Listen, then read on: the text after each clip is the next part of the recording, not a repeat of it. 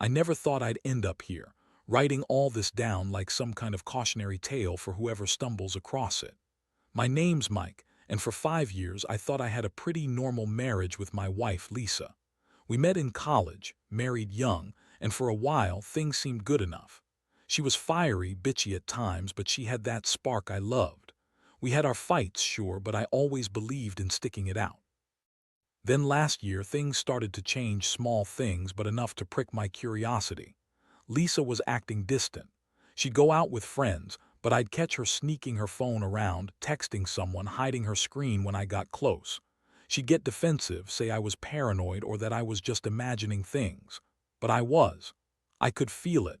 The tension, that sense that she was hiding something. Still, I didn't want to jump to conclusions. Maybe she was just stressed, maybe she was having an affair, but I kept telling myself no, she'd tell me if something was really wrong. That's what I believed, until I found out differently. It all spiraled when we went to couples counseling. We've been having trouble mostly because Lisa refused to open up about what was really bothering her.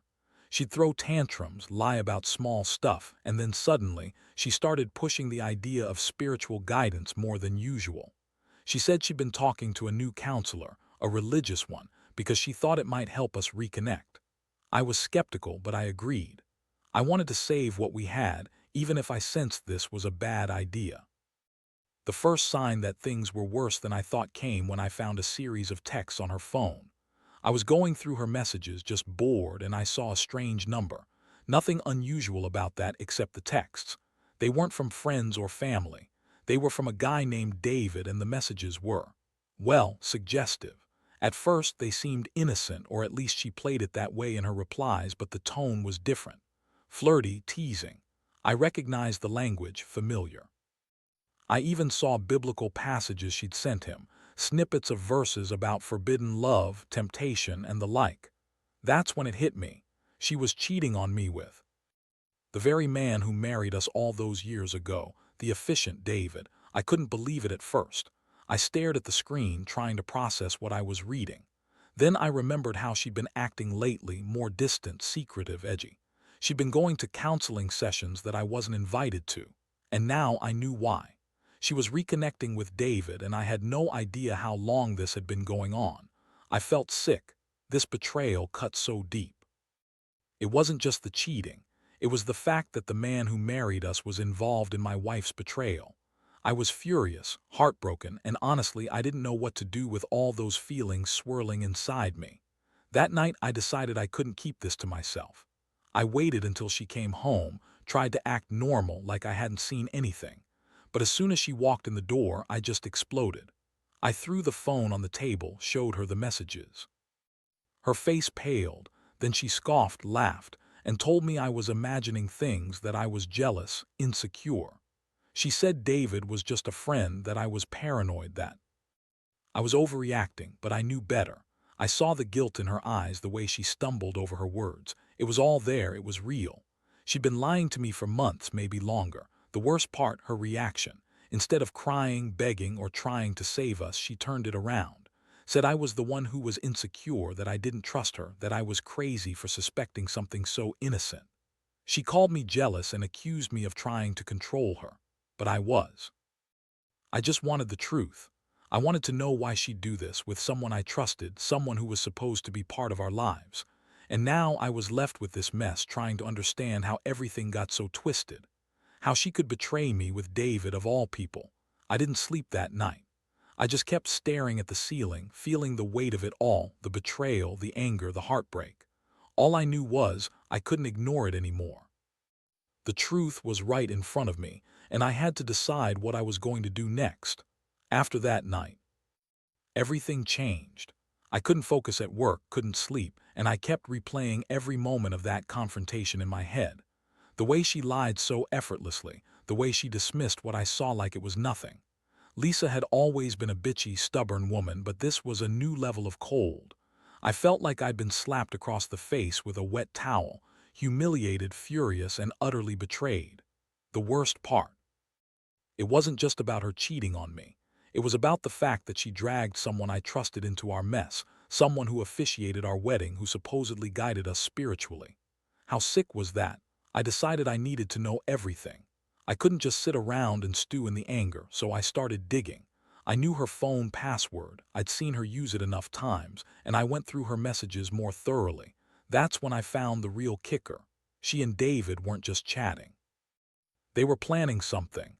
I could see their conversations, the secret meetings, the special nights she claimed she was going out with friends. She'd been sneaking off, meeting him in secret, and honestly, hearing about it all made my stomach turn. I also found out she'd been sending him explicit messages. Yeah, you read that right. She was sending him pictures, some of her in lingerie, some more revealing. She claimed she was just experimenting, that she was bored and messing around. Bullshit. I knew better. That woman had always been a cold liar when she wanted to be. And now I understood why she was so quick to dismiss my concerns, because she'd already made her choice. She'd chosen David over me, over our marriage. I spent days fighting this storm inside me, trying to figure out what to do. I was angry, yes, furious even. But I was also hurt, crushed by the realization that the woman I had loved and trusted had been cheating on me with a man who once married us, who was supposed to be a spiritual guide.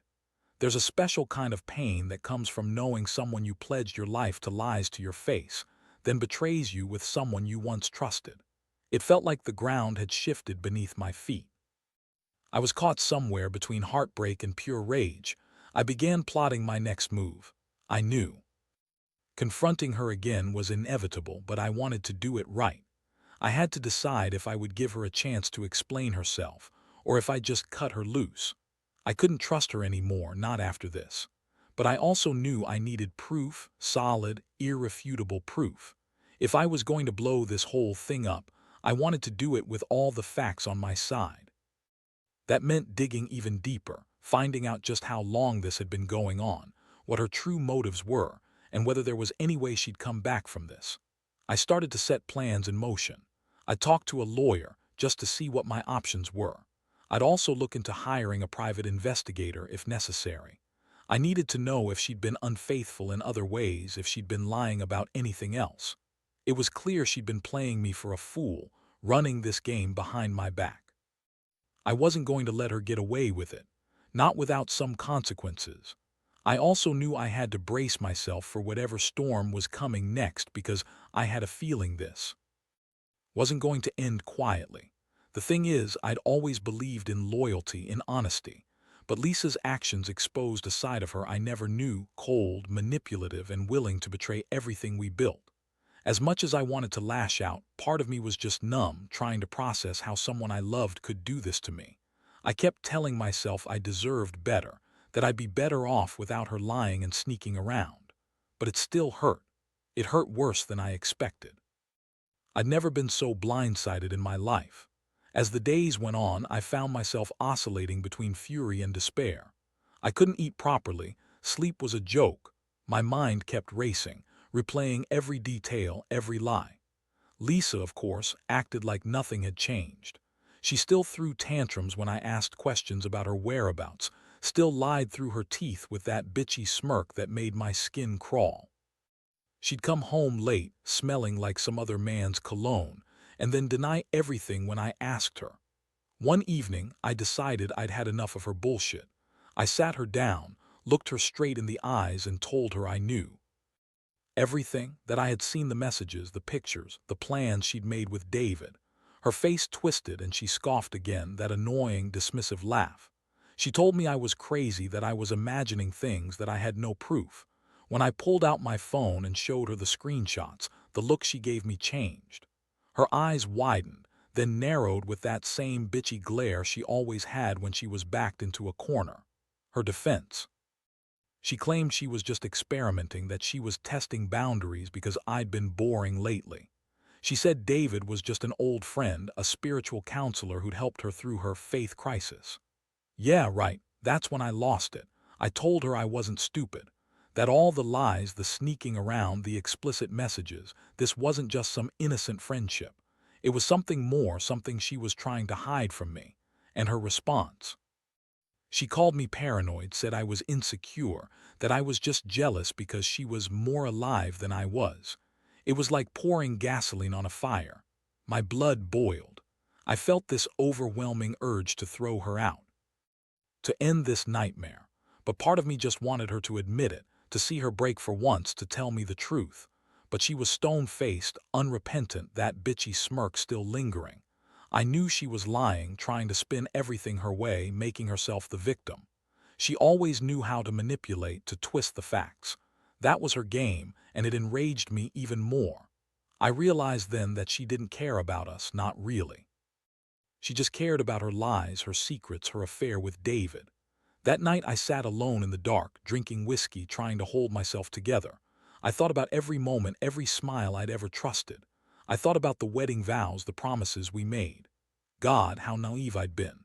I'd given her everything, my love, my trust, my commitment. And in return, she'd been screwing the efficient who married us. The man who was supposed to be there for us in our most sacred moment. I felt like I'd been punched in the gut time and time again. Anger bubbled up, but underneath it was a deep sadness I couldn't shake. I started to wonder what I'd do. Next, I knew I couldn't just stay silent. I had to do something. I couldn't let her get away with it, not after all the lies. Part of me wanted to confront David himself, find out exactly how long he'd been involved, what he knew, what he'd done. But I also knew that might escalate things in a way I wasn't ready for. Still, I couldn't ignore the elephant in the room. Lisa's been lying to me from day one, and I had to decide whether I'd forgive her or cut her out entirely. I reached out to a lawyer I'd found online just to get a sense of my legal options. It seemed like divorce was inevitable, but I wanted to know what my rights were, especially since she'd been unfaithful. I also started researching private investigators, thinking maybe I should have someone follow her, see if I could catch her in the act again. The thought of her sneaking around, meeting David in secret, made my stomach turn. I needed proof, more than just screenshots. I needed her to slip up badly enough for me to end this once and for all. Honestly, I feel like I've been on autopilot ever since I found out. My mind is a blur. One second I'm furious, the next I'm just numb. All I know is I can't go back to the way things were. Not after this. When you realize the person you trusted most in the world has been lying to your face for months, it's like your entire universe shatters. I thought I knew Lisa, my wife, my partner, the woman I married. Turns out she was someone else entirely, someone she was hiding from me. And now I'm left trying to piece my life back together, wondering if I'll ever be able to trust again. The days that followed felt like living in a nightmare I couldn't wake up from. I threw myself into planning my next moves, but honestly, nothing felt real anymore. I couldn't shake the image of her sneaking out at night, whispering with David, sending those explicit messages, each thought a knife twisting deeper. I started to feel like I was losing grip on my own mind, questioning everything I once believed about our marriage and about Lisa. She was still acting normal, still bitchy and dismissive, like she hadn't just thrown our entire relationship under the bus. But I knew better. I saw her cracks, tiny cracks in her lies that I was determined to exploit. One afternoon, I decided to follow her. I just needed to see for myself if she was meeting David again, if she was still lying about her whereabouts. I parked a few blocks away from her usual coffee shop, watching her come out with that smug smirk I hated so much. She looked confident, like she was untouchable. She got into her car and drove off without a care in the world. I followed her at a distance, heart pounding, until she pulled up to a small, nondescript house on the outskirts of town. That's when it hit me she'd been lying all along. She'd been meeting David privately, in secret, right under my nose. I felt my stomach turn. My fists clenched and an overwhelming rage welled up inside me. I wanted to burst in there, confront her, scream at her for what she'd done. But I knew I had to be smart. I parked further away and watched as she went inside. I stayed hidden, waiting, trying to come up with a plan. I had to catch her in the act, get undeniable proof, and then I'd decide how to handle it. My mind raced with possibilities. Do I confront her then and there? Or do I gather more evidence first? The longer I stayed, the more I realized how much I'd been played. Lisa wasn't just cheating on me. She was living a double life, lying to my face and betraying everything I thought we stood for. And David, the man who married us, who was supposed to be a spiritual guide, he was right there in her secret world. It was like some twisted joke that I'd never asked for. All I ever wanted was an honest marriage, a partner I could trust. Instead, I got this, an affair with someone I once trusted implicitly, knowingly or not.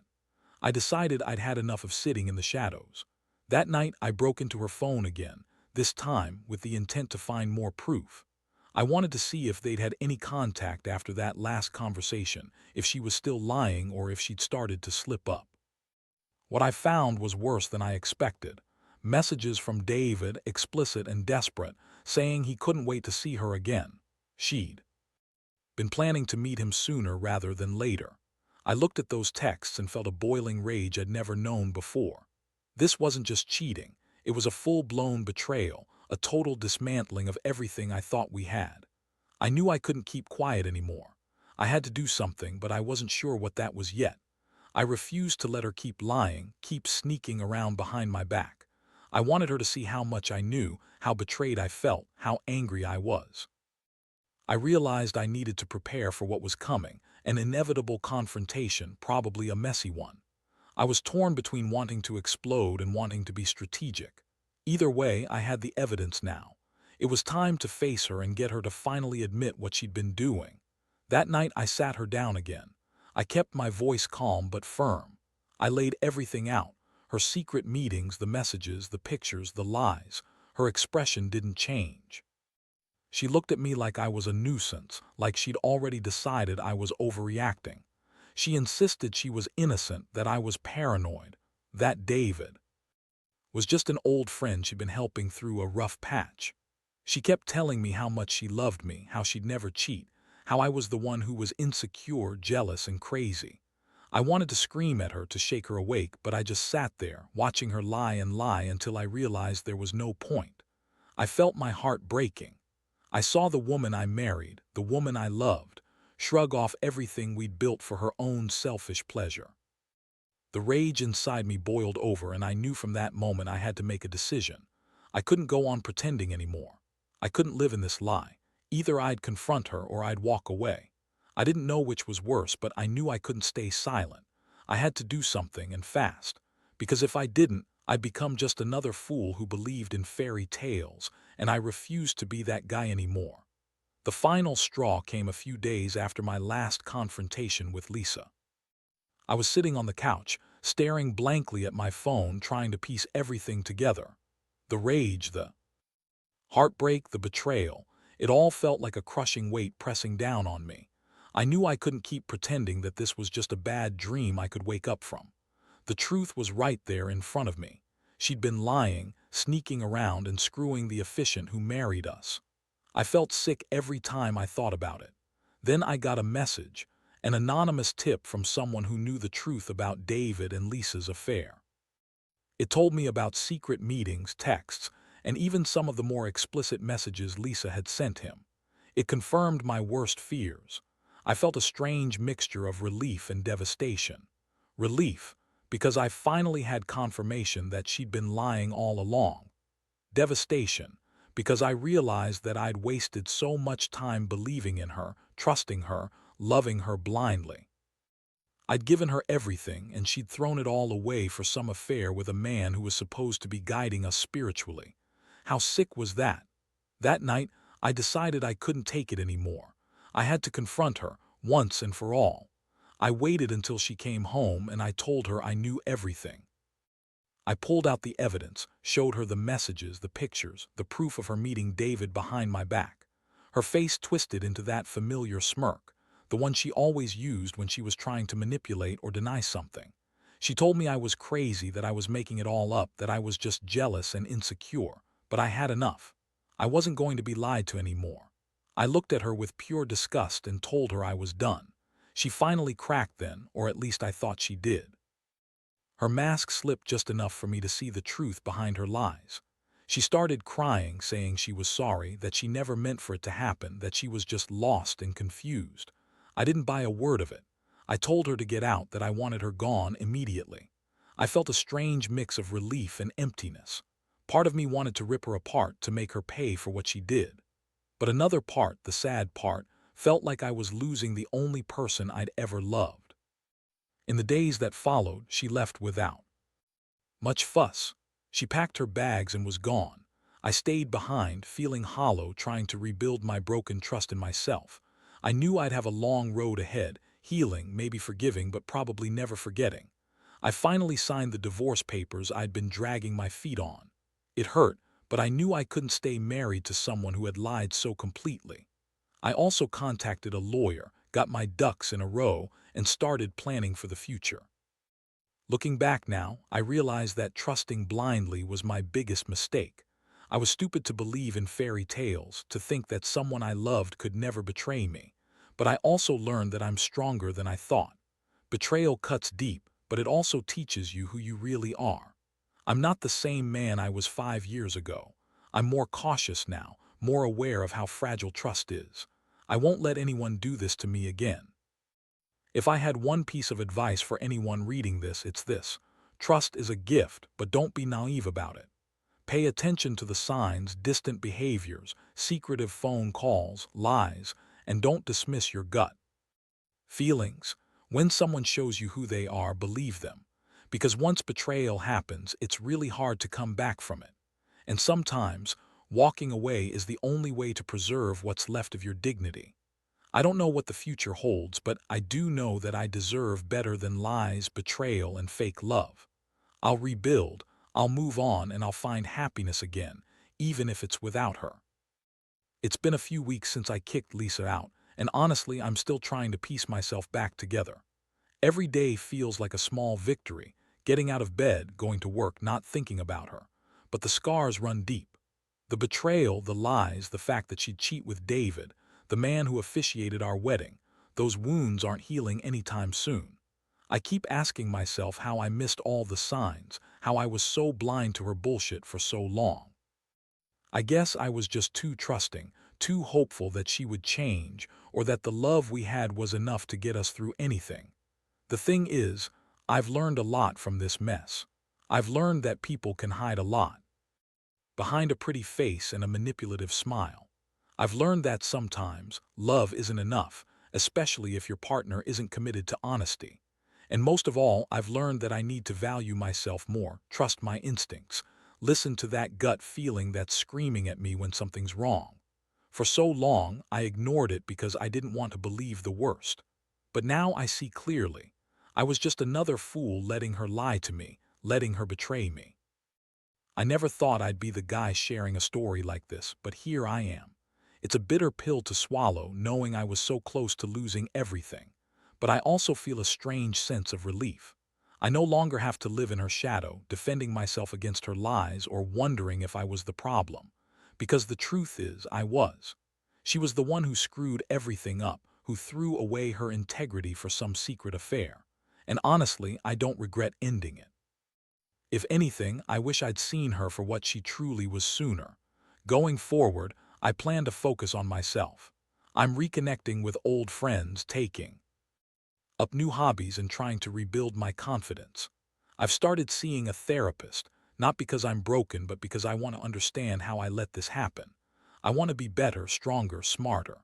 And one day, I hope I'll find someone who values honesty and loyalty as much as I do. Someone who won't lie or cheat or betray me in the worst ways possible.